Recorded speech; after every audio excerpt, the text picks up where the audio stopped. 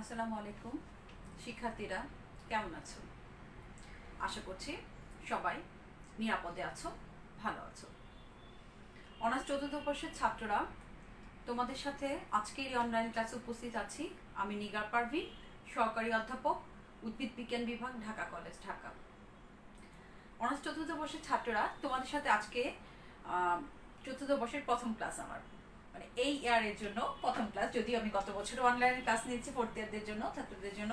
তো তোমাদের সাথে আজকে আমার যে সাবজেক্টটা নিয়ে আমি আলোচনা করব, সেই সাবজেক্টটা হচ্ছে limnology, aquaculture, soil and plant nutrition, যেটার কোড হচ্ছে 243005। তো আলোচনার শুরুতেই আমাদের সিলেবাসে যে জিনিসগুলো আছে, আমি মূলত তোমাদেরকে আজকে লিমনোলজির একেবারে সিলেবাসের ফার্স্ট টপিকটা নিয়ে আলোচনা করব। লিমনোলজি কি, লিমনোলজির বিভিন্ন সংজ্ঞা বা ইতিহাস বলো, যে টপিকসগুলো আলোচনা করব, ইতিহাসে যাব না। এটা আমি বুঝে দিচ্ছি। হ্যাঁ, আমাদের আজকে যে টপিকসগুলো আমি তোমাদের সামনে আজকে ধরে ধরবো, সেটা হচ্ছে ডেফিনেশন বা লিমনোলজি কি, বিভিন্ন ধরনের লিমনোলজি কি, লিমনোলজির যে সংজ্ঞা, বিভিন্ন বিজ্ঞানী বিভিন্নভাবে সংজ্ঞায়িত করেছেন সেগুলো, ডেফিনেশন। তারপর হচ্ছে ক্লাসিফিকেশন,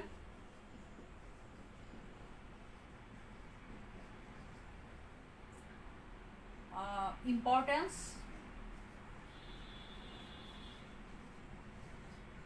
স্ট্যাটাস। তো এই আমরা এই বিষয়গুলো নিয়ে আজকে আলোচনা করব। তো শুরুতেই আসি যে লিমনোলজি কি। লিমনোলজিটা আসলে মূলত যে জলাশয় তত্ত্ব, যেটাকে বাংলা সহজ কথা বলে, যে দুইটা গ্রিক শব্দ, যদি পুঁথিগতভাবে যদি বলি, যে বইয়ের ভাষায় যদি বলি, লিমনোস এবং হচ্ছে লগোস। লগোস মানে তোমরা সবাই জানো কি, নলেজ, হ্যাঁ, বা জ্ঞান, তাই না? হ্যাঁ, বিজ্ঞান বা বিদ্যা, এটা। আর হচ্ছে লিমনোস হচ্ছে কি, লেক বা হ্রদ। গ্রিক লিমনোস এবং লগোস নামক এই দুটি শব্দ থেকে কি এসেছে, লিমনোলজি শব্দটি এসেছে। দুইটা মিলে কি হয়েছে, লিমনোলজি। নলেজ অফ কি, লেক, হ্রদ সম্পর্কীয় জ্ঞানটাই হচ্ছে কি লিমনোলজি। তো এই যে হ্রদ সম্পর্কে বললাম, যে বিভিন্ন যে সাধারণ মানে যে কথাটা, যেটা যে দুইটা গ্রিক শব্দ লিমনোস এবং লগোস থেকে লিমনোলজি এসছে, মূলত হচ্ছে যে মিঠা পানির, হ্যাঁ, জীববিদ্যা সম্পর্কে এই লিমনোলজিতে আলোচনা করা হয়। এটা আসলে ব্যাপক অর্থে একটা বিভিন্ন, ধরো যদি বলি যে বিভিন্ন একটা জ্ঞানের বা তোমার হচ্ছে ডিসিপ্লিনারি একটা এডুকেশন, যেটা বিভিন্ন শাখার সমন্বয়, বিভিন্ন শাখা থেকে বিজ্ঞানের সাথে একটা সমন্বিত, যেটাতে কিনা উদ্ভিদ থাকতে পারে, তারপর প্রাণী আছে, ধরো পদার্থ বলো, রসায়ন বলো, জীবাশ্ম বলো, এরকম বিভিন্ন শাখার সমন্বিত একটা বিজ্ঞান লিমনোলজি। এটা হচ্ছে মিঠা পানি, জলাশয়ের একেবারে। তো পানি যেটা একটা, তোমরা জানো যে পানি কি, লিমনোলজির সাথে পানির একটা মানে আলোচ্য বিষয়ই হচ্ছে পানি নিয়ে আলোচনা করা হয় এখানে লিমনোলজি এটাতে। এই লিমনোলজি চ্যাপ্টার এটাতে পানি নিয়ে করা যায়। যেটা যদি বলি যে পানির অপর নাম জীবন, আমরা সবাই জানি, তোমরা জানো তাই না? আমরা ছোটবেলা থেকে জেনে আসছি যে কি, পানি ছাড়া আমাদের কোনো অস্তিত্ব বিলীন, তাই না? অস্তিত্ব থাকে না। তাপ, কিংবা বলা যায় যে পানি থেকে সবকিছু এসছে। তো পানির গুরুত্ব বলে বোঝানো যাবে না, যে অপরিসীম গুরুত্ব। এই মহাদেশটা মানে যে এই ইয়াটাকে যদি মহাদেশগুলোতে যদি 7টা ভাগে ভাগ করা যায়, মানে 7টা ভাগে যদি ভাগ করা যায়, সেখানের মধ্যে দেখা যাবে যে 7 ভাগের মধ্যে 5 ভাগই হচ্ছে পানি। এই পুরো পৃথিবীর মধ্যে কি 7 ভাগের 5 ভাগই পানি। তার মধ্যে ধরো যে এই যে 7 ভাগের মধ্যে 5 ভাগ পানি বললাম, তার মধ্যে 99% পানি হচ্ছে কি লোনা পানি, বুঝছো? 97.6 হচ্ছে যদি থাকে যে লোনা পানি, যেটা কিনা সমুদ্রে থাকে, সমুদ্রের পানি, ঠিক আছে? বা কোনো কোনো জায়গায় বলা যায় যে 99%, আর বাকি থাকে কি 2.38% হচ্ছে যে মহাদেশে যে বিভিন্ন যে ভূভাগ আছে, ধর ভূভাগের যে এগুলো আছে, যে ধরো নদী নালা বলো, খাল বিল বলো, পুকুর বলো, হ্রদে বলো, এই পানিগুলো তো রয়েছে।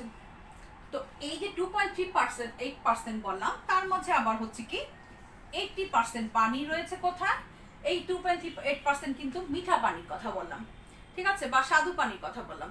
সেই স্বাদু পানির মাঝে 80% পানি আবার রয়েছে কি বিভিন্নভাবে তুষার বলো, বরফ, হিমবা, তো এই হিসেবে রয়েছে। তার মানে কি এটা আমরা ব্যবহার করতে পারি না, এই মিঠা পানিটুকু আমাদের ব্যবহারযোগ্য না। তাহলে ব্যবহার করতে পারি কি অনলি 20% পানি আমরা কি আমাদের কাজে ব্যবহার করতে পারি। মিঠা পানির কত পার্সেন্ট? অনলি 20% পানি আমরা আমাদের প্রয়োজনীয় কাজে ব্যবহার করতে পারি। হ্যাঁ, তো এই পানি, তার মানে আর পানি তো যেটা বললাম যে কি অপরিহার্য একটা উপাদান, যেটা ছাড়া জীবের অস্তিত্ব বিপন্ন হবে, তাই না? যে পানিটা আছে, তো এই 20%-এর মধ্যে পানি, যেটা আমরা যে মিঠা পানি হিসেবে বিভিন্ন পুকুর, নদী, নালা, খাল, বিল, হ্রদ এগুলোতে পাওয়া যায়, এবং এটা থেকে আমরা কি করি দৈনন্দিন কাজে ব্যবহার করি, বিভিন্ন কাজে ব্যবহার করতে পারি। সে সম্পর্কে আসবো পরে, যখন লিম্নোলজির ইম্পর্টেন্স পড়াবো তখন এই ব্যবহারগুলো আসবে। তো এই যে বললাম যে 20% পানি আমরা ব্যবহার করছি, তার মানে কি তাহলে আমাদের কি করতে হবে? পানি কি আমরা যে অনেক সময় কি করি যথেচ্ছার ব্যবহার করি, সে যথেচ্ছার ব্যবহার করা যাবে না। সুপরিকল্পিত উপায়ে সুষ্ঠুভাবে সবকিছু এটা ইয়া করতে হবে, তাহলে এই সম্পদটা, পানি সম্পদটাকে আমরা কি রক্ষা করতে পারি, নয়তো কি হবে জীবন বিপন্ন হবে বা অস্তিত্ববিহীন হবে। তো এই যে লিম্নোলজির সাথে বললাম যে পানি সম্পদে, মানে মোটামুটি কথা যেটা, যে মেইন কথাটা, যে লিম্নোলজির সাথে পানি, মিঠা পানি, জলাশয়ের যে জীববিদ্যা সেটা রিলেটেড লিম্নোলজির মধ্যে আলোচনা করা হয়, জীববিদ্যা। তাহলে তিনটা বিষয় মেইনলি হচ্ছে কি লিম্নোলজিতে আসতেছে তোমাদের তিনটা বিষয়। একটা যেটা যদি বলি যে গুরুত্বপূর্ণ বিষয়, সেটা হচ্ছে তোমাদের ইনল্যান্ড ওয়াটার, ইনল্যান্ড ওয়াটার, ঠিক আছে। তারপর আসো ecosystem concept, inland water, ecosystem concept. তারপর আসো বায়োলজিক্যাল প্রোডাক্টিভিটি।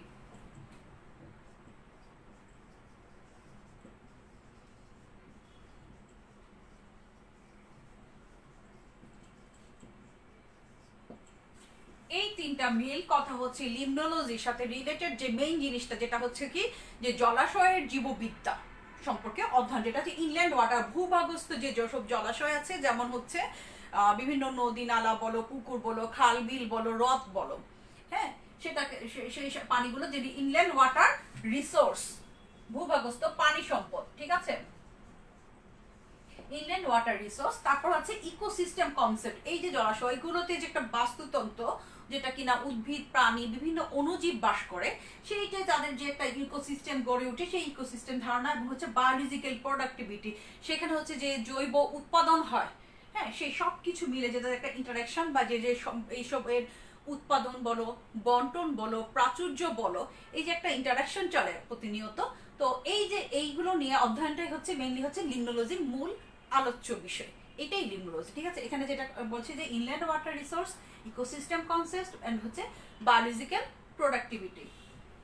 এই যে লিম্নোলজির কথা বলছি, বিভিন্ন বিজ্ঞানী বিভিন্নভাবে এটাকে সংজ্ঞায়িত করেছে। গুরুত্বপূর্ণ কতগুলো সংজ্ঞা তোমাদেরকে আমি একটু জানাচ্ছি, দেখো। আচ্ছা, এইটা বললাম কি লিম্নোলজি, জার্মান বিজ্ঞানী এফ ফোরেলের নাম নিশ্চয়ই শুনেছো, ফোরেল, ওনাকে বলা হয়, একে বলা হয় কি ফাদার অফ লিম্নোলজি। বাংলাদেশে অবশ্য professor A K M Nurul Islam, যিনি হচ্ছে বিশিষ্ট শৈবালবিদ, জাতীয় অধ্যাপক এ কে এম নুরুল ইসলাম, ওনাকে বলা হয় যে বিশিষ্ট যে শৈবালবিদ নুরুল ইসলামকে, বাংলাদেশে প্রফেসর নুরুল ইসলামকে বলা হয় এ কে এম নুরুল ইসলাম, ওনাকে বলা হয় যে বাংলাদেশে লিম্নোলজির জনক। এটা হচ্ছে এফ এ ফোরেলকে ফাদার অফ কি বলা হয়? লিম্নোলজি, এটা ওয়ার্ল্ড ওয়াইড যেটা। আর বাংলাদেশে বলা হয় কাকে বললাম?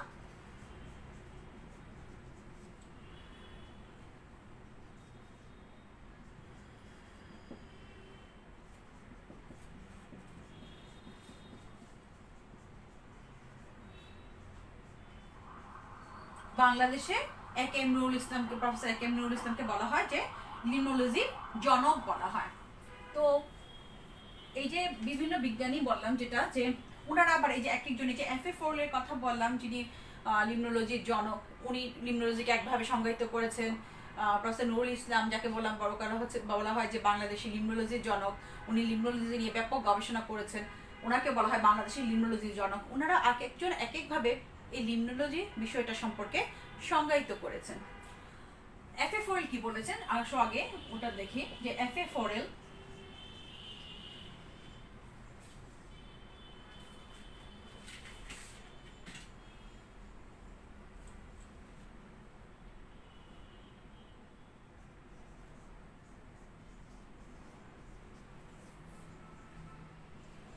এফ এ ফোরেলের মতে তোমাদেরকে অনেক সময় দেখা যায় যে লিম্নোলজি কি বা কাকে বলে, বলতে বলে তোমরা খুব সংক্ষিপ্ত একটা ডেফিনিশন দিয়ে দাও, যেটা নিয়ে অনেক সময় বিভিন্ন ধরনের কনফিউশন তৈরি হয় বা অবজেকশন, যেটাই বলো না কেন, কনফিউশন বা অবজেকশন তৈরি হয়।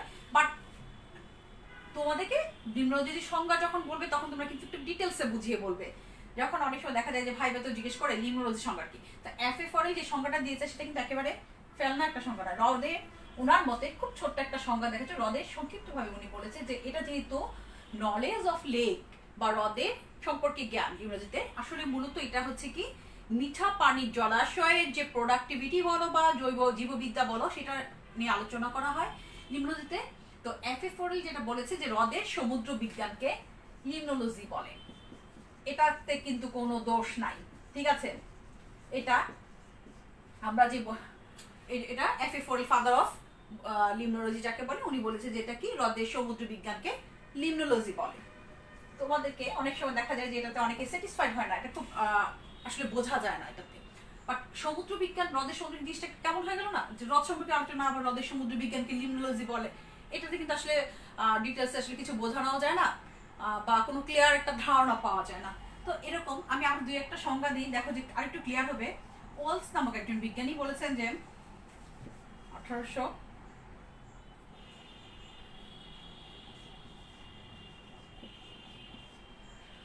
ওয়ালস বলেছে যে যে বিজ্ঞান অনুশীলন করলে কোনো একটা জলাশয়ে, ধরো সেটা ভৌতিক বলো বা হচ্ছে ভূগর্ভস্থ পানি সম্পদের বলো, জৈবিক বলো, রাসায়নিক বলো, ভূতাত্ত্বিক বলো, এই সম্পর্কে জ্ঞান লাভ করা যায়, এর উপর জ্ঞান লাভ করা যায়, সেটাকে বলা হয় লিম্নোলজি। কি বলেছে যে যে বিজ্ঞান অনুশীলন করলে, এটা ওয়ালসের মতে, যে বিজ্ঞান অনুশীলন করলে ভূগর্ভস্থ জলাশয়ের বা বলো যে পানি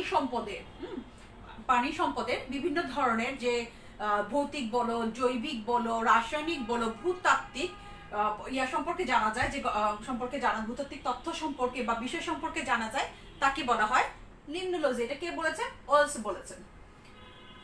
এবার আসো বিভিন্ন বিজ্ঞানী কথা বলেছি, যে হাকিনসন কি বলেছে।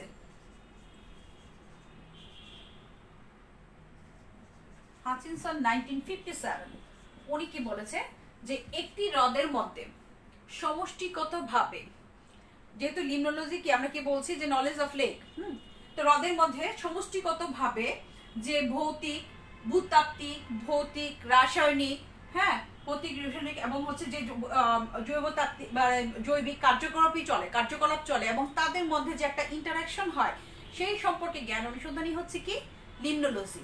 আমি আবারও বলছি যে একটি হ্রদের মধ্যে সমষ্টিগতভাবে যে জৈবিক বলো, ভূতাত্ত্বিক বলো, রাসায়নিক বলো, এই যে কর্মকাণ্ডগুলো চলে এবং যা পরস্পর নির্ভরশীল, মানে কি তাদের মধ্যে একটা ইন্টারাকশন হচ্ছে এবং একজন একজনের উপর নির্ভরশীল, এই যে পরিবেশের মধ্যে, জলজ পরিবেশে, সেই সম্পর্কে অনুসন্ধান বা জ্ঞানটাই হচ্ছে কি লিম্নোলজি। এটা কে বলেছে? হাকিনসন বলেছেন। তোমরা প্রেসকটের নাম হয়তো শুনে থাকবে, দেখো প্রেসকট নামক একজন কি বলেছেন উনি। প্রেসকট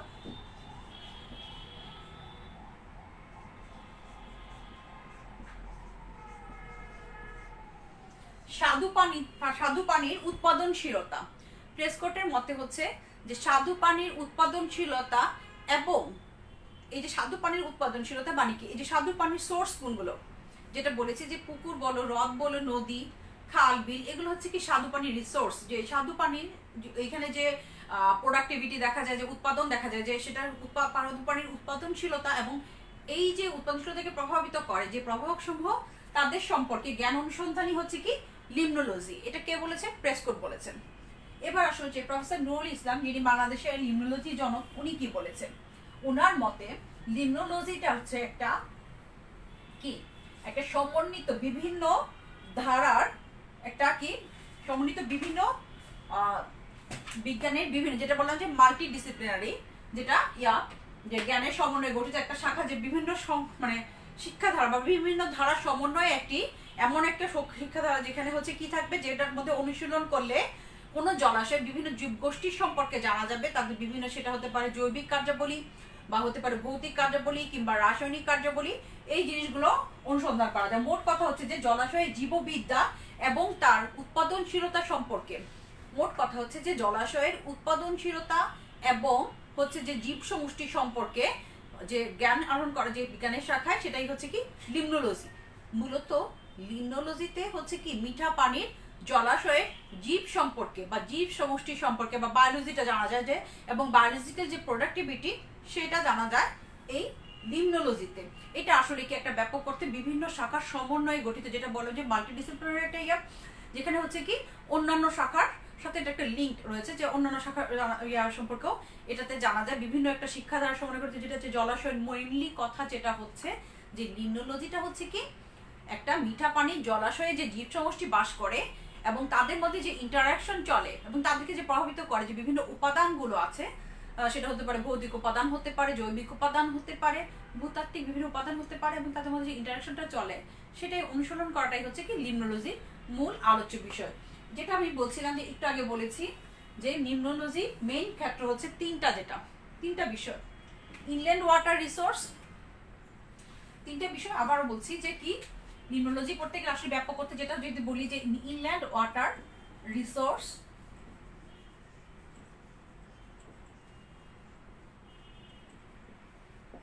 তোমরা কি ক্লাসে যারা আছো, আমি বরাবরের মতোই বলছি যে আমার অনলাইন ক্লাসে যারা আছো তারা কমেন্টসে রোল নম্বরগুলো লিখে দিয়ে যাবে, রোল নম্বর যদি মনে না থাকে রেজিস্ট্রেশন নাম্বার লিখে দিয়ে যাবে। আচ্ছা, সবাই ক্লিয়ার তো? কথাগুলো বোঝা যাচ্ছে তো? আলোচনা করছি লিমনোলজি নিয়ে তিনটা বিষয় এটার সাথে রিলেটেড, যেটা বলেছি যে মেইন ইয়াটা ইনল্যান্ড ওয়াটার রিসোর্স বা হচ্ছে ভূগর্ভস্থ পানি সম্পদ, তারপর কি বললাম যে ইকোসিস্টেম কনসেপ্ট। একটু ক্লিয়ার হও লিমনোলজি কেন আমি বললাম, যে এই কথাগুলো আমি কেন বলছি, যে দেখা যায় যখন ভাই ভাবতে আসে তখন তোমরা কিন্তু ঠিক মতো বলতে পারো না, তোমরা জাস্ট সিম্পলি বলে আসো যে হ্রদের সমুদ্র বিজ্ঞানকে লিমনোলজি বলে, তখন দেখা যায় যে অনেকটা প্রশ্নবিদ্ধ হয়ে যায়, কনফিউশন তৈরি হয় এবং অনেক ধরনের অবজেকশনও তৈরি হয়।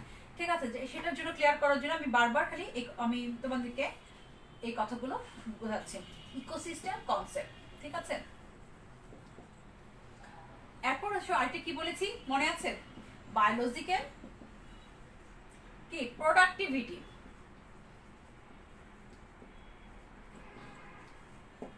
ঠিক আছে, এই তিনটা হচ্ছে মেইনলি লিমনোলজির মূল বিষয়। ঠিক আছে, এবার আসো ক্লাসিফিকেশনে আসি, যে লিমনোলজির যে ক্লাসিফিকেশনটা সেটা কিভাবে করা হয়। দেখা যায় যে পরিবেশ সংরক্ষণ, উৎপাদন এইসবের উপর ভিত্তি করে লিমনোলজিটাকে সাধারণত কতগুলো ভাগে শ্রেণীবিন্যস্ত করা যায়। কি বলেছি যে উৎপাদন, পরিবেশ সংরক্ষণ, উৎপাদন সহ কি বলেছি,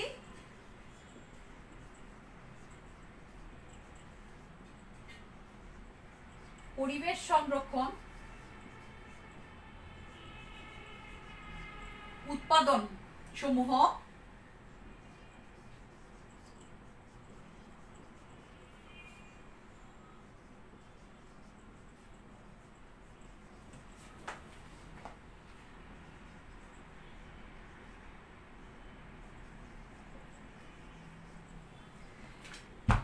পরিবেশ সংরক্ষণ, উৎপাদন সহ বিভিন্ন দিকে লক্ষ্য রেখে লিমনোলজিকে বেশ কয়েকটা ভাগে শ্রেণীবিন্যস্ত করা হয়েছে, যেটা আমি একটা তোমাদের একটা ছক আকারে দেখাতে যাচ্ছি, যেটা আমি আবার তোমাদেরকে ডেসক্রিপশনে বুঝিয়ে দিব। লিমনোলজিকে কয়েকটা ভাগে শ্রেণীবিন্যস্ত করা হয়েছে, যেটা আমি বলছি যে ক্লাসিফিকেশন অফ লিমনোলজি।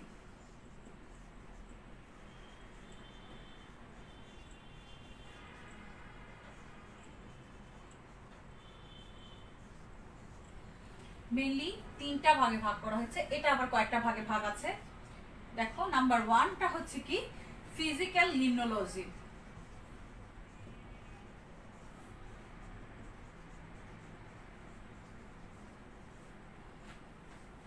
তারপর আসো নাম্বার 2 হচ্ছে কেমিক্যাল লিমনোলজি,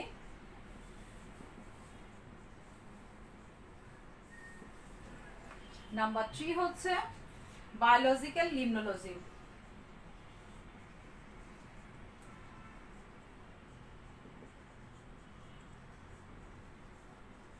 ঠিক আছে, এইটাকে আবার মর্যাদার ভিত্তিতে বেশ কয়েকটা ভাগে ভাগ করেছে, যার জন্য আমি এই পাশে স্পেস রেখেছি, যেটা একটু পরে দেখাবো। আচ্ছা, ফিজিক্যাল লিমনোলজি, কেমিক্যাল লিমনোলজি, বায়োলজিক্যাল লিমনোলজি, এটা হচ্ছে যে মেইনলি 3টা ভাগে ভাগ করা হয়েছে, যেটাকে লিমনোলজিকে। ফিজিক্যাল লিমনোলজি কি, আমি আবারও বলছি যে লিমনোলজি যখন আমরা পড়েছি যে মিঠা পানি জলাশয়ের জীব সম্পর্কে আলোচনা করা হয়, জীব সমষ্টি নিয়ে আলোচনা করা হয় লিমনোলজিতে। ফিজিক্যাল লিমনোলজি দেখা যায় যে জলাশয়ে যে বিরাজমান বা বিভিন্ন ধরনের, আমরা জানি যে জলাশয়ের ইকোসিস্টেম যদি পর্যবেক্ষণ করো দেখা যায় যে বিভিন্ন ধরনের জীব সমষ্টি রয়েছে, এখানে রয়েছে বিভিন্ন ধরনের অণুজীব রয়েছে, তাই না? যে জীব সম্পর্কে আমাদের রয়েছে বিভিন্ন ধরনের উদ্ভিদ রয়েছে, প্রাণী রয়েছে, অণুজীব রয়েছে।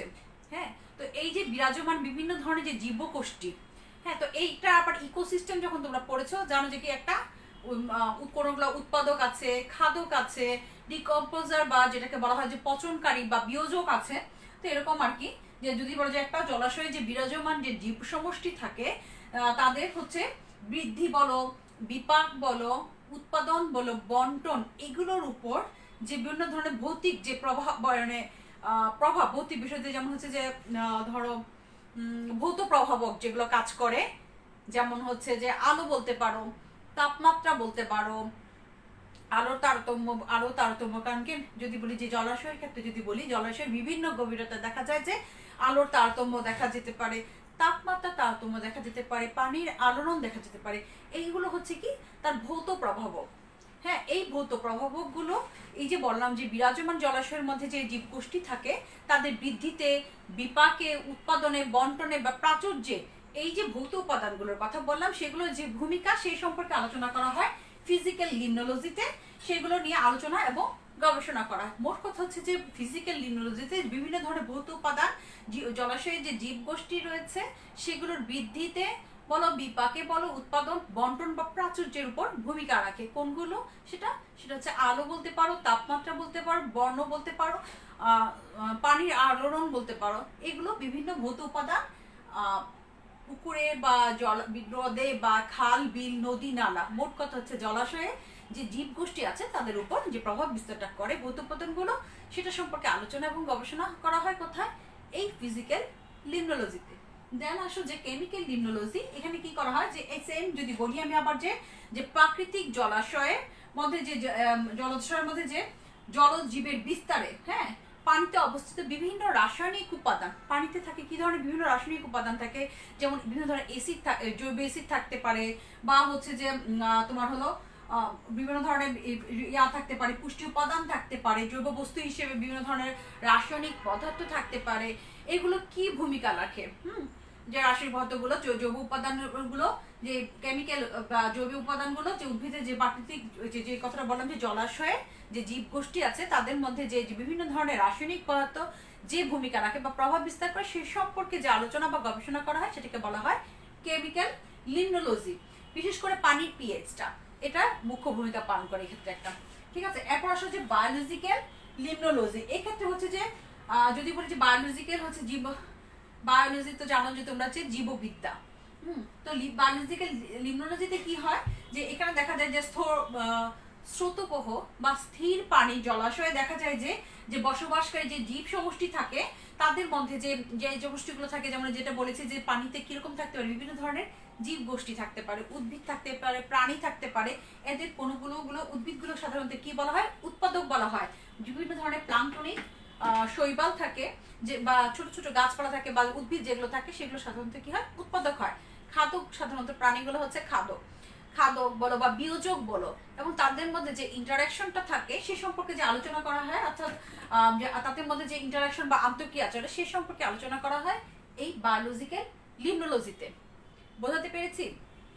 আবারও বলছি যে দেখো যে কোনো স্রোতবহ বা স্থির পানির জলাশয়ে যে জীব সমষ্টি বাস করে, যেমন হচ্ছে যে সেটা হতে পারে উৎপাদক হতে পারে, খাদক হতে পারে, বিয়োজক বা পচনকারী হতে পারে, তাদের সাথে যে পরস্পর উৎপাদন এদের মধ্যে নিয়ে যে যাদের মধ্যে যে আন্তঃক্রিয়াটা বা ইন্টারাকশনটা চলে, যেটা একটা ইকোসিস্টেমে দেখা যায় যে ইন্টারাকশনটা, সেই ইন্টারাকশনটা নিয়ে আলোচনা করা হয় বা গবেষণা করা হয় যেখানে, সেটাকে বলা হচ্ছে যে বায়োলজিক্যাল লিমনোলজি। স্পেশালি যদি বলতে চাই তাহলে যদি বলা যায় যে একটা খাদ্য শৃঙ্খলে যেটা দেখা যায় মূলত, সেটাই হচ্ছে কি বায়োলজিক্যাল লিমনোলজি। মানে মেয়ের কথা এখানে খাদ্য শৃঙ্খলের কথা বলা যেতে পারে এক্সাম্পল হিসেবে। আরেকটা জিনিস, এইটাকে আবার কি করে বিভিন্ন লেভেল মর্যাদার ভিত্তিতে 5টা ভাগে ভাগ করা হয়েছে। সেগুলো কি?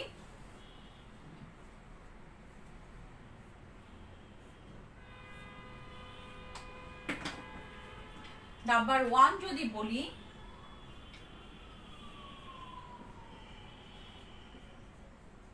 প্লাঙ্কটন লিমনোলজি। নাম্বার 2 যদি বলি লিমনো বোটানি।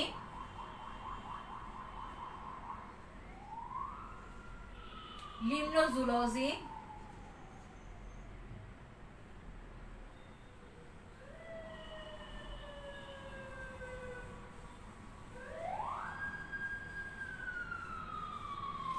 তারপর হচ্ছে একুয়াটিক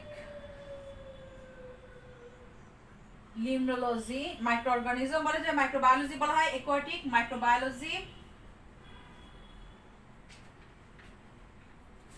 আরেকটা হচ্ছে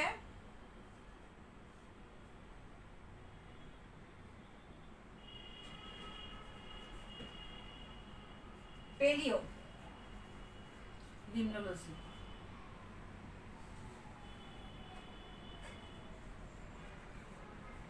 এই হচ্ছে মোটামুটি যেটা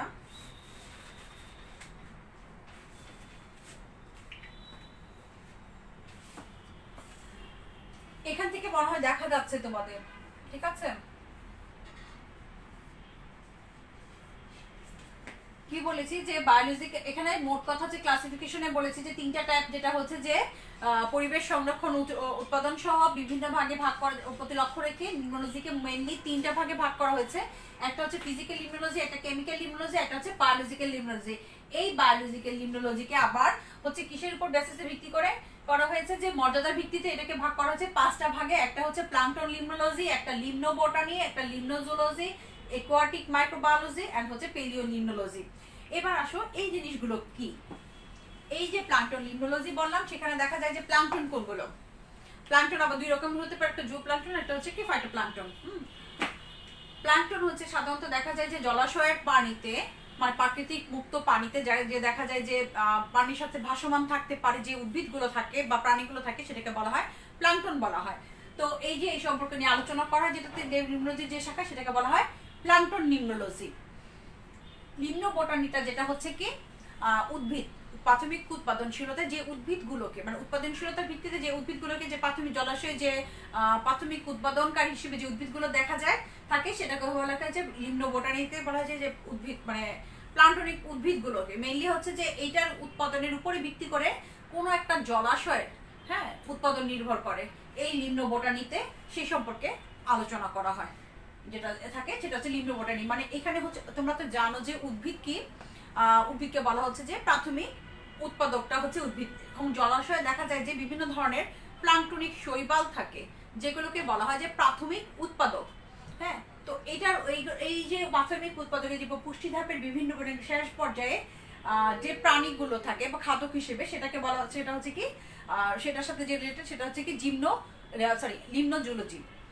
এই ইয়াতে বলা হয় যে প্রাণী মেনলি এখানে যেটা হচ্ছে যে খাদ্যগুলো। আর অণুজীব, যে অণুজীবগুলো থাকে জলাশয়ে বিদ্যমান যে অণুজীবগুলো, সেটা নিয়ে যে লিমনোলজির যে ইয়াটাতে আলোচনা করা হয়, সেটা হচ্ছে একুয়াটিক মাইক্রোবায়োলজি, যে জলজ অণুজীব। আমরা দেখি যে বিভিন্ন ধরনের ছোট ছোট অণুজীব থাকে, ক্ষুদ্রতি ক্ষুদ্র অণুজীব থাকতে পারে, যেগুলো জলাশয়ে থাকে, সেগুলো হচ্ছে কি একুয়াটিক মাইক্রোবায়োলজি দেখা করা। পেলিও লিমনোলজি, এই জায়গাটা হচ্ছে কি জীবাশ্ম নিয়ে যে আলোচনা করা হয়, সেটা হচ্ছে কি পেলিও লিমনোলজি, যে শাখায় জীবাশ্ম নিয়ে আলোচনা করা হয়। মেনলি হচ্ছে কি এখানে যে জলাশয়ে যে জীব গোষ্ঠী থাকে, সেগুলোর ইতিহাস সম্পর্কে কিছুটা ধারণা পাওয়া যায়। ইয়াটা হচ্ছে জলাশয়ের যে জীব গোষ্ঠী থাকে, সেগুলোতে যে তাদের জীবাশ্ম নিয়ে আলোচনা করা হয়, গবেষণা করা হয় যেখানে, সেটা হচ্ছে কি পেলিও লিমনোলজি। এই 5টা হচ্ছে কি মর্যাদার ভিত্তিতে করা হয়: প্লাঙ্কটন লিমনোলজি, লিমনো বোটানি, লিমনোজুলজি, একুয়াটিক মাইক্রোবায়োলজি এবং হচ্ছে কি পেলিও লিমনোলজি। এই হচ্ছে লিমনোলজি ক্লাসিফিকেশন। তো আশা করি এইটুকু বুঝতে পেরেছো। আমরা আসলে নেক্সট টপিকসে চলে যাই।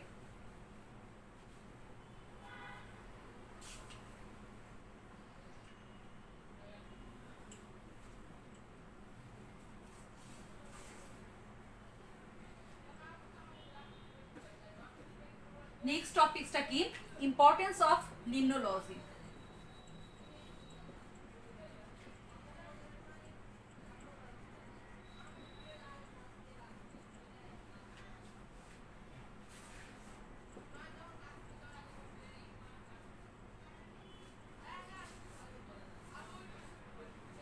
লিমনোলজি শুরুতেই বলেছি যে লিমনোলজি আসলে মেইনলি জলাশয়ের বা মিঠা পানি জলাশয়ের মিঠা পানির জলাশয়ের জীব সম্পর্কে আলোচনা করা, বায়োলজি সম্পর্কে আলোচনা করা হয় এই লিমনোলজিতে। এবং এটার সাথে পানিটা উৎপত্তিভাবে জড়িত। পানির যেটার অপর নাম কি বলা হয়? জীবন বলা হয়, তাই না? যে পানি ছাড়া অস্তিত্ব বিপন্ন বা সবকিছুই পানি থেকে এসছে যদি বলা হয়। এবং হচ্ছে কি আরেকটা জিনিস যেটা জানো যে পানির সাথে সবকিছু অনেক কিছু রিলেটেড। পানির প্রাচুর্য পৃথিবীর একটা অন্যতম উপাদান। পানির যে প্রাচুর্যটা আছে, যেটা বলেছি যে 7 ভাগের মধ্যে 5 ভাগ পানি, যদি 7টা ভাগে ভাগ করা যায়। তো পানিটা সাথে লিমনোলজির যে জ্ঞানটা বলো বা লিমনোলজির সাথে ওতপ্রোতভাবে জড়িত পানির সম্পর্কে জ্ঞান, এই শাখাটাকে বাংলা বলা হচ্ছে যে লিমনোলজি বা জলাশয় তত্ত্ব পানির আলোচনা। তো সুতরাং দেখা যায় যে পানির যে ব্যবহারগুলো সেগুলোই মূলত লিমনোলজির ক্ষেত্রে গুরুত্বপূর্ণ মানে ইম্পর্টেন্স বা গুরুত্ব বহন করে। যে পানির সুষ্ঠু ব্যবস্থাপনা বলো বা যে পানি যে ক্ষেত্রে ব্যবহার করা যায় বিভিন্ন দিক থেকে, সেইটা নিয়েই আলোচনা, মানে সেগুলোই হচ্ছে মেইনলি যে পানির ব্যবহারের যে গুরুত্ব বা প্রয়োজনীয়তা, সেটাই হচ্ছে কি লিমনোলজির গুরুত্ব বা ভূমিকা বলো বা ব্যবহার বলো বা প্রয়োজনীয়তা বলো, যেটাই বলো। তো এক্ষেত্রে আমরা লিখতে বলতে পারি যে পানির অন্যতম যে ব্যবহারগুলোর মধ্যে হচ্ছে যে আমরা খাদ্য হিসেবে, আমরা তো পানিটাকে সাহিত্যিকভাবে আমাদের যে প্রয়োজনীয় যেটা উপাদান পানি, আমি কয়েকটা পয়েন্ট আকারে তোমাদেরকে দেখাতে পারি যে লিমনোলজির ব্যবহারের ক্ষেত্রে যদি বা গুরুত্বের ক্ষেত্রে যদি বলি যে সাহিত্যিকভাবে আমাদের পানি, প্রতিটা মানুষের জন্য পানি প্রয়োজন, পানি অপরিহার্য আমাদের জীবন ধারণের জন্য। দেখা গিয়েছে যে কোষের যে প্রোটোপ্লাজম আছে সেখানে 85% হচ্ছে পানি। আমাদের বেঁচে থাকার জন্য দৈনিক কি বলে যে আমাদের সুস্থভাবে বেঁচে থাকার জন্য দৈনিক পানি কতটুকু প্রয়োজন? প্রায় 2 লিটার পানির প্রয়োজন, তাই না? একটা সুস্থ স্বাভাবিক পরিপূর্ণ মানে মানুষের জন্য, যে পূর্ণবয়স্ক মানুষের জন্য প্রয়োজনীয় তার প্রতিদিন কতটুকু পানি? 2 লিটার পানি প্রয়োজন। এটা বিভিন্ন উদ্ভিদের ক্ষেত্রে সাহিত্যিকভাবে বিভিন্ন এটার প্রয়োজনটা বা যেমন উদ্ভিদের ক্ষেত্রে দেখা যায় যে এটা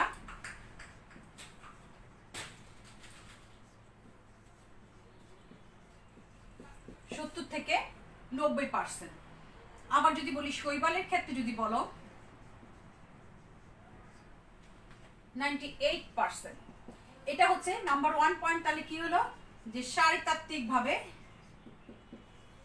পানির প্রয়োজনীয়তা, শারীরতাত্ত্বিকভাবে পানির প্রয়োজনীয়তা বা ব্যবহার।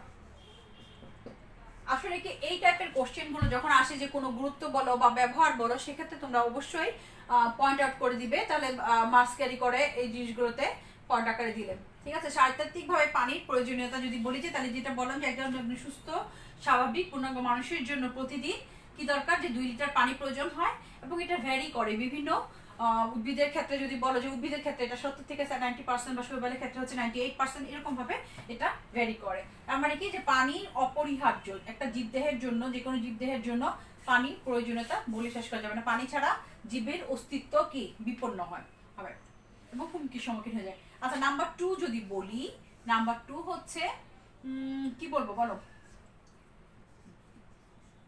গৃহ কাজে বা গৃহস্থালির কাজে বলতে পারি, তাই না? গৃহস্থালির কাজে, এটা হলো শারীরতাত্ত্বিক কাজে।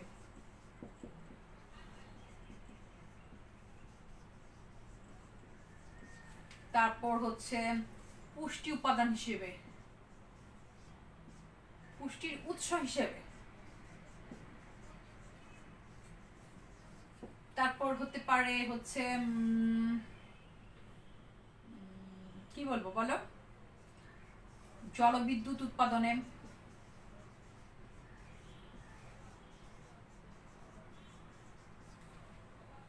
এখানে তো মাত্র 4টা লিখলাম, বোর্ডে তো স্পেস নাই, এই 4টা বলি নেই, দেন হচ্ছে মুছে দিয়ে আবার অন্যগুলো লিখবো। দেখো যে সাহিত্যাত্মিক কাজে কথা বললাম, গৃহস্থালিক কাজে যে আমাদের দৈনন্দিন যে কাজগুলোর জন্য কাজ করি, যে যেমন ধরো হচ্ছে যে আমাদের হলো রান্নাবান্নার কাজে বলো, গৃহস্থালী বাসন বলো, বা অন্যান্য যে কাজগুলোর ক্ষেত্রে আছে প্রতিনিয়ত আমাদের প্রচুর পরিমাণে পানি আমরা ব্যবহার করি। এক্ষেত্রেও লিমনোলজির গুরুত্বটা অপরিসীম। ঠিক আছে, গৃহস্থালী কাজের ক্ষেত্রে পুষ্টির উৎস যদি বলি, যে স্বাদু পানির ক্ষেত্রে যে মিঠা পানিতে আমরা জানি যে মাছ চাষ করা হয়, প্রচুর আমরা যে মাছগুলো খাই, স্বাদু পানির মাছ খেতে পারি, মাছ বা বলো লোনা পানিতেও যে মাছ পাওয়া যায়, বা বিভিন্ন অন্যান্য সামুদ্রিক প্রাণী আছে বা উদ্ভিদ আছে যেগুলো আমরা কি করি, যেগুলোতে প্রচুর পরিমাণে পুষ্টি উপাদান থাকতে পারে, প্রোটিন থাকতে পারে, অন্যান্য উপাদান থাকতে পারে, সেগুলো কি হয় যে আমাদের পুষ্টির উৎস হিসেবে কাজ করে। ঠিক আছে, এরপর আসলে যে জলবিদ্যুৎ উৎপাদনে, জলবিদ্যুৎ উৎপাদনে যেটা দেখা যায় যে অনেক সময় দেখা যায় যে খরস্রোতা কোনো নদীতে বাঁধ দিয়ে বিদ্যুৎ উৎপাদন করা হয়। তো এই ক্ষেত্রে দেখা যায় যে মিঠা পানি বা পানির একটা খুব প্রচুর একটা চাপের প্রয়োজন হয়, যে যেখানে প্রচুর পানির ফ্লো থাকে, সেসব ক্ষেত্রে পানিটাকে সুষ্ঠু ব্যবস্থাপনার মাধ্যমে বাঁধ দিয়ে বিদ্যুৎ উৎপাদন করা যায়, যেটা কিনা অনেক সহজে এবং হচ্ছে কি সুলভ মূল্যে এটাকে করা যায়। যেমন হচ্ছে এটার হলো সুবিধাটা অনেক বেশি, যে জলবিদ্যুৎ উৎপাদন করে, এক্ষেত্রে এটা পানি এটা গুরুত্বপূর্ণ। এবার আসো পরে এগুলো মুছে দিয়ে পরের পয়েন্টে যায়।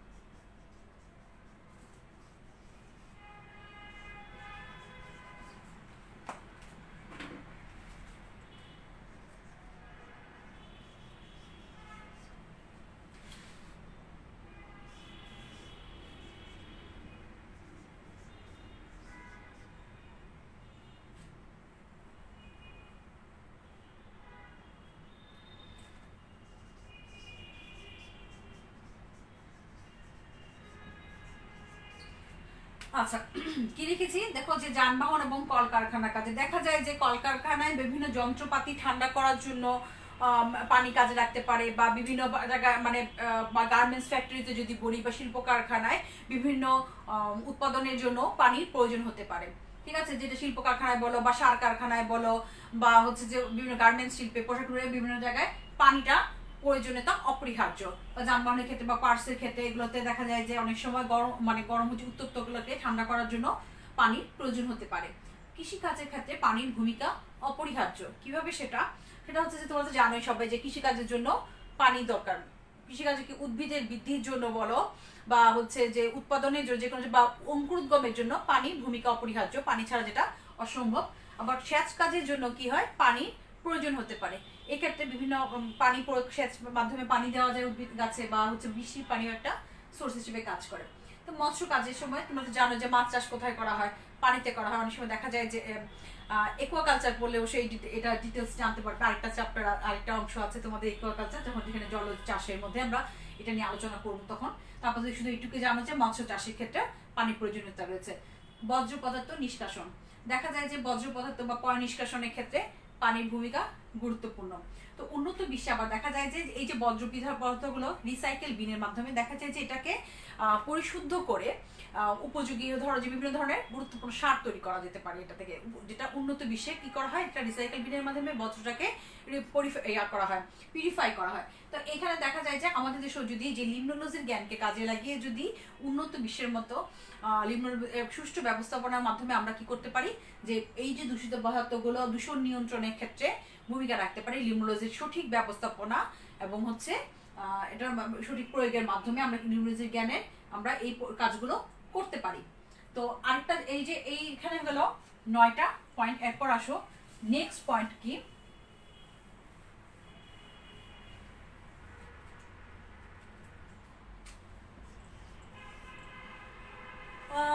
কি বলবো, ক্রিয়া ক্ষেত্রে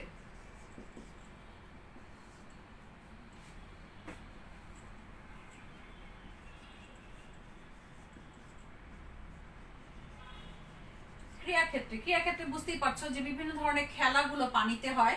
বিভিন্ন রকমের খেলাধুলা হতে পারে পানিতে, যেমন হচ্ছে যে নৌকা বাইচ হতে পারে বা সাঁতার হতে পারে। তো এই জিনিসগুলোর সাথে কি লিম্নোলজিক এটাও রিলেটেড, যেটা পানিতে হয়। যেমন হচ্ছে নদী নালাতে অনেক সময় দেখা যায় যে সাঁতার প্রতিযোগিতা হচ্ছে বা নৌকা বাইচ হচ্ছে, এগুলো হলো ক্রিয়াক্ষেত্রে এটার ভূমিকা রয়েছে। এরপর বিনোদনের জন্য যদি বলি যে বিভিন্ন ধরনের অ্যামিউজিং পার্কগুলো আছে, বা বিভিন্ন ধরনের তোমরা যে যাও ফ্যান্টাসি কিংডমে যাও বা বিভিন্ন ধরনের ড্রিম হলিডে পার্কে যাও, যেখানে দেখা যায় যে বিভিন্ন ধরনের কি দেখা যায়, রাইড দেখা যায়, ওয়াটার রাইডগুলো দেখা যায়। সেটাও কি করে যে আমরা অনেক সময় বেশ একটা ইন্টারেক্ট মানে হচ্ছে যে অ্যাট্রাকটিভ কতগুলো রাইডস থাকে, মজার কতগুলো থাকে যে ইয়াতে ওয়াটার রাইড থাকে, সেটাও আমাদের কি করে বিনোদনের কাজ করে, তাই না? যে এগুলো বিভিন্ন বিনোদন কেন্দ্রে দেখা যায়, বা পর্যটন শিল্পে বিনোদন এবং হচ্ছে কি পর্যটন শিল্পে দেখা যায় যে এটা ভূমিকা রয়েছে।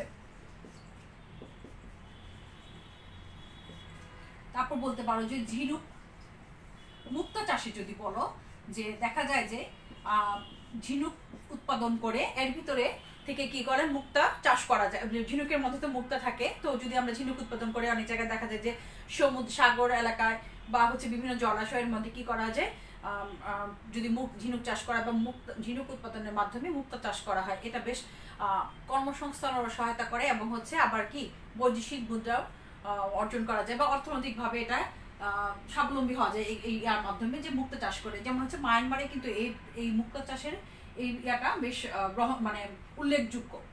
ঠিক আছে, মায়ানমারেও এটা ইয়ে হয়। বলতে পারি যে আমরা আরো আছে যে বিভিন্ন ধরনের অনেক আসলে এই গুরুত্ব, লিম্নোলজির গুরুত্ব আসলে বলে বোঝানো যাবে। তোমাদের আবার মনে হতে পারে যে লিম্নোলজির ক্ষেত্রে আবার এইগুলো কি গুরুত্ব। আসলে মেইনলি কথাটা হচ্ছে যে লিম্নোলজি যেটা বলেছি তোমাদেরকে, যে জলাশয়, মিঠা পানি জলাশয় জীব সমষ্টি আলোচনা করা হয়, এখানে পানিটা একটা গুরুত্বপূর্ণ ভূমিকা। তো দেখা যায় যে পানি যে ক্ষেত্রে ব্যবহার করা হচ্ছে সেটাও কিন্তু ওতপ্রোতভাবে বা ডাইরেক্টলি বলো, ডিরেক্টলি বা ইনডাইরেক্টলি বলো, পানির যে ব্যবহারগুলো বা পানির যেসব ক্ষেত্রে ব্যবহার হচ্ছে বা গুরুত্ব রয়েছে যেসব ক্ষেত্রে, সেগুলোই হচ্ছে লিম্নোলজির গুরুত্ব।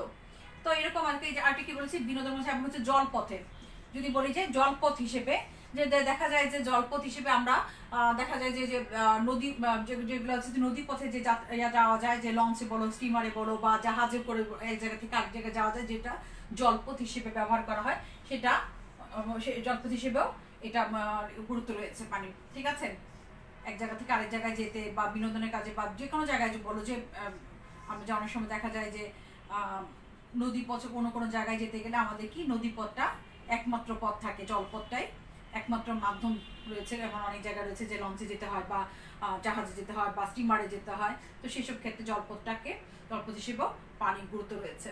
আর এটা যদি বলি যে পানির ক্ষেত্রে যেটা যে ধরো যে স্বাস্থ্য রক্ষার ক্ষেত্রে যদি বলি, এটা আসলে কিভাবে বলবো বলো, যে মানে বোঝাবো তোমাদেরকে। দেখো যে স্বাস্থ্য রক্ষার ক্ষেত্রে যদি বলা হচ্ছে, যদি অনেক সময় দেখা যায় যে আমাদের মানসিক বা শারীরিক সুস্থতার জন্য আমরা যে বলি যে অনেক সময় যে পরিবেশ চেঞ্জ করতে বলি, যে আমাদের যদি বলা হয় যে অনেক সময় দেখা যায় যে একটা পরিবেশে থাকতে থাকতে অনেক সময় মানুষ কি হয়ে যায়, কিছুটা অন্যরকম হয়ে যায়, তখন বলে যে একটা পরিবেশটা চেঞ্জ হলে সেক্ষেত্রে তার কি করতে পারে যে মানসিক স্বাস্থ্য এবং শারীরিক স্বাস্থ্যের উন্নতি হতে পারে। সেক্ষেত্রে দেখা যায় যে অনেক সময় দেখা যায় যে আমরা লেকের পাড়ে যেতে পারি বা আমরা সমুদ্রের সৈকতে যেতে পারি, সেটাও কিন্তু একটা পানির জায়গাটা, ওইখানে গেলে দেখা যায় যে বলে যে শারীরিক এবং মানসিক প্রশান্তির জন্য এটা এক্ষেত্রে ভূমিকা রাখে। এই হচ্ছে যে মোটামুটি লিম্নোলজি, ইম্পর্টেন্স অফ লিম্নোলজিতে যদি আসো তাহলে এটা আমি এইটুকু মানে যেটা বলছিলাম যে লিম্নোলজির সাথে পানির ব্যবহারই হচ্ছে এখানে মূল কথা, এবং হচ্ছে যে পানির যে গুরুত্বগুলো আছে সেগুলো হচ্ছে কি লিম্নোলজির ক্ষেত্রে গুরুত্বপূর্ণ ভূমিকা পালন করে থাকে।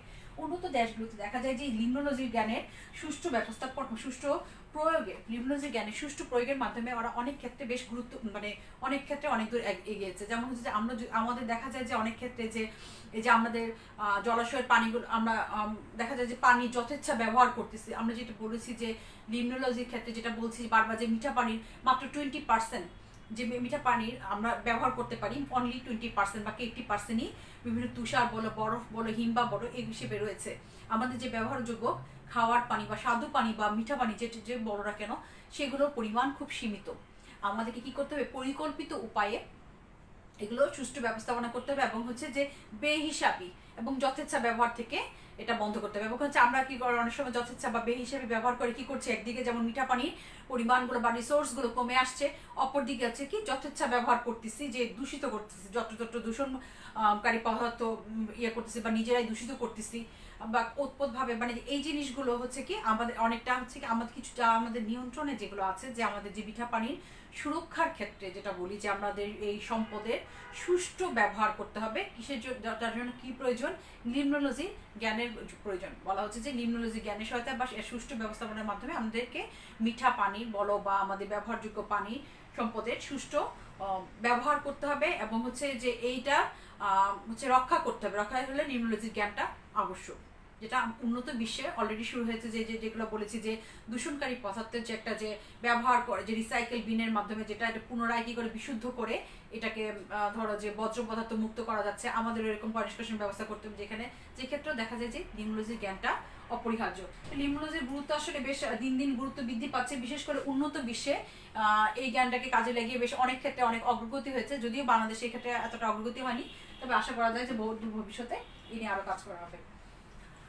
তো আজকে বেশি আলোচনা করতে চাচ্ছি না, আজকে প্রথম ক্লাস হিসেবে এইটুকু থাকুক। আমরা নেক্সট দিন নেক্সট টপিকস নিয়ে আলোচনা করব। আশা করি এই পর্যন্ত তোমরা বুঝতে পেরেছো। সবার জন্য অনেক শুভকামনা, শুভেচ্ছা। আল্লাহ হাফিজ।